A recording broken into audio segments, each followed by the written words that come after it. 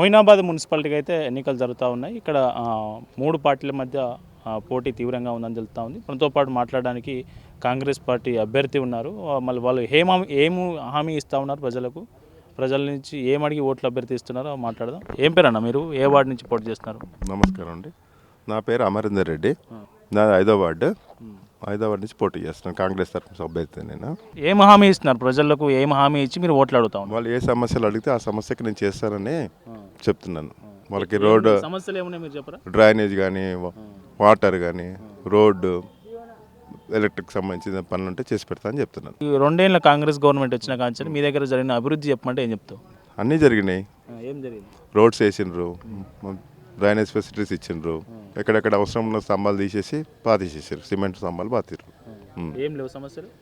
ఉన్నాయి, సమస్యలు ఉన్నాయి, ఇంకా కొన్ని ఉన్నాయి. మా వార్డులో చాలా రోడ్స్ ఉన్నాయి, ఇంటర్నల్ రోడ్స్, అవి కంప్లీట్ కానీ ఉన్నాయి, అవి నేను చేసి ఇస్తానని చెప్తున్నాను.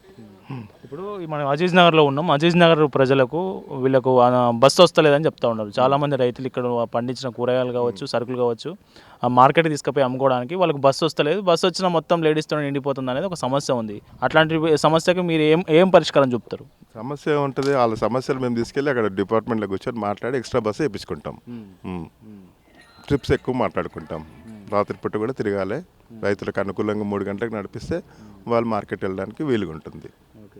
ఇవి కాకుండా ఇంకేం సమస్యలు మీ దగ్గర? సమస్యలు వాళ్ళు అడగాలి కదా, వాళ్ళు అడిగిన దానికి నేను సమాధానం ఇస్తాను. ఎట్లా ఉంది బీఆర్ఎస్ పార్టీ? ఈసారి మేమే వస్తాం, ఈసారి మొయినాబాద్ మున్సిపాలిటీలో పాగా వేయబోతున్నాం అని చెప్తా ఉన్నారు. వాళ్ళకేం చెప్తారు? వాళ్ళు అంటున్నారు మేము పాగా వేస్తాం, మేము అంటున్నాం మేము పాగా వేస్తాం, మేము అన్నింటిలో విజయం సాధించి 26 దాంట్లో గెలిచి 26 వార్డులో మొత్తం 26 వార్డు 26 వార్డులో ఎన్ని గెలవబోతున్నారు మీరు? మేము మా అయితే 4 గెలిచి అక్కడికి వెళ్తాం అనుకుంటున్నాం. అజీజ్ నగర్ 4 గెలిచి అటు వెళ్తాం. ఓకే, అజీజ్ నగర్కే కావాలి. ఇప్పుడు మున్సిపల్ ఆఫీస్ ఇక్కడనే ఉంది, ఇక్కడే నిర్మాణం జరుగుతూ ఉంది. అజీజ్ నగర్ కొంత డెవలప్ కనిపిస్తూ ఉంది. ఈ అజీజ్ నగర్ నుంచి మీరు 4 గెలిస్తే చైర్మన్ పదవి ఇక్కడి నుంచి వచ్చే అవకాశం ఉంటుందా? ఇక్కడ నేను ఎట్లా మాట్లాడుతున్నది, పార్టీ ప్రెసిడెంట్ చూసుకుంటాడు ఆ వ్యవహారాలని. మనం గెలవాలి అంతే, అక్కడ కూర్చోవాలి, అంతవరకు ఉన్నాం మేము. ఏం పేరు అన్న మీ పేరు? నా పేరు నరేందర్ గౌడను. చూస్తే యువకుడిగా ఎక్కువ ఉన్నారు. రాజకీయాల్లోకి ఫస్ట్ టైమా? First time. అంటే గతంలో వార్డు నెంబర్కి పోటీ చేసినాం, దగ్గరికి వచ్చి ఓడిపోయినాం అట్లా. ఇప్పుడు మీరు యువకుడిగా ఒక రాజకీయాల్లోకి అడుగు పెడతా ఉన్నారు కదా, ఎట్లాంటి హామీ ఇస్తూ ఉన్నారు జనాలకి? వాళ్ళకు సమస్యల మీద కావచ్చు, మీకున్న నాలెడ్జ్ ఏంటి ఇక్కడ ఉన్నటువంటి అజీజ్ నగర్ సమస్యల మీద? అజీజ్ నగర్లో సమస్యలు అంటే చాలా ఉన్నాయి చెప్పుకుంటా పోతే. గత పాలకంలో 10 సంవత్సరాలలో రేషన్ కార్డులు ఇవ్వలేరు. ఇప్పుడు ఈ ప్రభుత్వం వచ్చినాక రేషన్ కార్డులు వస్తున్నాయి, ఇంటింటికి సన్నబియ్యం వస్తున్నాయి, ఉచిత కరెంట్ బిల్ వస్తుంది, పింఛన్లు. ఒక దగ్గర మా దగ్గర బంగాళగూడ అని ఉంటుంది, ఇప్పుడు నేను చేస్తున్న 8వ వార్డు అభ్యర్థి నేను. ఆ బంగాళగూడకి రోడ్ సమస్య ఉంది. ఇంకోటి అక్కడికి వెళ్ళి పెద్ద మనుషులు ఇక్కడ రావాలంటే వాళ్ళకి పింఛన్కి ఏర్పాటు చేయాలి అక్కడ. అట్లాంటి హామీస్ ఇచ్చిన. ఊర్లో గ్రంథాలయం లేదు, యాదవ్ బస్సులో ఒక దగ్గర వాటర్ ప్రాబ్లం ఉంది. చాలా సమస్యలు చెప్పుకుంటూ పోతే అన్నీ మా దృష్టికి వస్తున్నాయి, మాట్లాడుతున్నాం, ఏం చేయాలి అవి హామీలు ఇచ్చుకుంటూ వస్తున్నాం. బస్సుల సమస్య ఉంది, చాలా సమస్యలు ఉన్నాయి. ఇవన్నీ గత సంవత్సరంలో ఏం చేయలేరు. ఈ కాంగ్రెస్ ప్రభుత్వం వచ్చినాక అన్నీ చేస్తారు, ప్రజలు గిట్ట మమ్మల్ని స్వీకరిస్తారు, మంచిగా చెప్తారు. ఇవి ఉన్నాయి సమస్యలు, అన్నీ నోటేట్ చేసుకుంటున్నాం. ఏవేవి మాతో అయ్యేటివన్నీ చేస్తున్నాం, హైకమాండ్కి తీసుకుపోయే దాకా చేస్తున్నాం మేము. ఇప్పుడు మీ వార్డులో ఎంతమంది ఓటర్లు ఉన్నారు? అందులో నీకు ఎన్ని ఓట్లు పడతాయని నువ్వు ఎక్స్పెక్ట్ చేస్తావు? ఓటర్లు అంటే 1017 ఉన్నాయి. అందులో కొందరు చనిపోయిన వాళ్ళు ఉన్నాయి, ఒక్కొక్కరి డబల్ ఉన్నాయి, కొన్ని సెటిలర్స్ ఉన్నాయి, అంటే వాళ్ళు వేరే దగ్గర ఉన్నారు.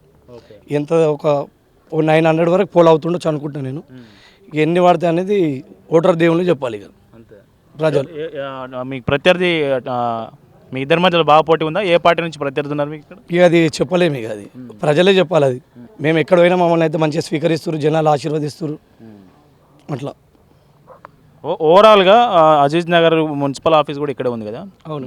మీరు వార్డు మెంబర్గా కౌన్సిలర్గా గెలిస్తే అజీజ్ నగర్ మున్సిపాలిటీ నుంచి మీ ప్రజలకు చేయబోయే నేను గెలిస్తే అది చేస్తా అని చెప్పడానికి ఏదైనా హామీ ఉందా?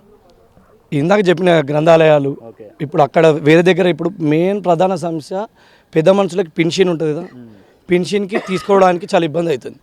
అదే ఇప్పుడు ఎక్కడ ఉంటే అక్కడ పింఛన్ ఇచ్చే వ్యక్తి అక్కడికి వెళ్ళాలి ఖచ్చితంగా. ఒక 20 మందిని ఒక దగ్గర యాజ్ చేసి ఇచ్చేసేయాలి, అట్లా అది చేస్తాం. ఇంకోటి ఓటర్లకి ఉన్న సమస్యలు ఏంటంటే పేదవాళ్ళు ఉంటారు, పేదోళ్ళకి అది ఇది కాకుండా మందు అలాంటివి కాకుండా హెల్త్ పాలసీలు హెల్త్ ఇన్సూరెన్స్లు అలాంటివి చేపిస్తే ఎవరిదైనా ఆరోగ్యం బాగుంటుందని ఆలోచన చేస్తున్నాం మేము. హెల్త్ ఇన్సూరెన్స్ చేపిద్దాం అనుకుంటున్నారు. అంతే. ఓకే, హెల్త్ ఇన్సూరెన్స్ నిజంగా మంచి ఆలోచన. ఇప్పుడు గవర్నమెంట్ స్కూల్స్ ఉన్నాయి కదా మీ దగ్గర, ఉన్న గవర్నమెంట్ స్కూల్స్, వాటిలో సమస్యలు ఏమైనా మీ దృష్టికి వచ్చినాయా? అంటే మీ వార్డు పరిధిలో ఉన్నాయా స్కూల్? ఆ స్కూల్ వార్డు పరిధిలో ఉంది. అక్కడ సమస్య ఏముందంటే కాంపౌండ్ వాళ్ళ సమస్య ఉంది. మొన్న మాట్లాడారు అది గిట్ట ఇప్పుడు అందరూ చర్చిస్తారు పెద్ద మనుషులు అందరూ కూర్చొని.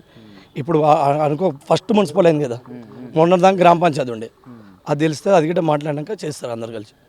సో మొత్తానికైతే సమస్యలు ఏదైనా పరిష్కరిస్తా అంటారు. అది ఇది మొత్తానికి అభ్యర్థులు ఏం చెప్తున్నారంటే మా కొన్ని సమస్యలు మా దృష్టికి వచ్చినాయి, ఆ సమస్యలు ప్రజలు చెప్తున్న ఏ సమస్య అయినా మేము నోట్ చేసుకొని మమ్మల్ని గెలిపిస్తే హామీ ఇస్తే మేము ప్రజల్లోకి కౌన్సిలర్గా గెలిచిన తర్వాత ఇటు మున్సిపాలిటీలో ఏదైతే సర్వసభ్య సమావేశం ఉంటుందో అందులో ప్రతిపాదనలు చేసి నిధులు మంజూరు చేయించుకొని ఖచ్చితంగా ఆ సమస్యలను సాల్వ్ చేస్తామని అయితే అభ్యర్థులు చెప్తా ఉన్నారు. మళ్ళీ ఓటర్ దేవుళ్ళు ఈ అభ్యర్థుల మాటలను విశ్వసించి ఓటేస్తారా, ఎవరిని గెలిపించబోతున్నారు అనేది 13వ తారీఖు రోజు తేలనుంది.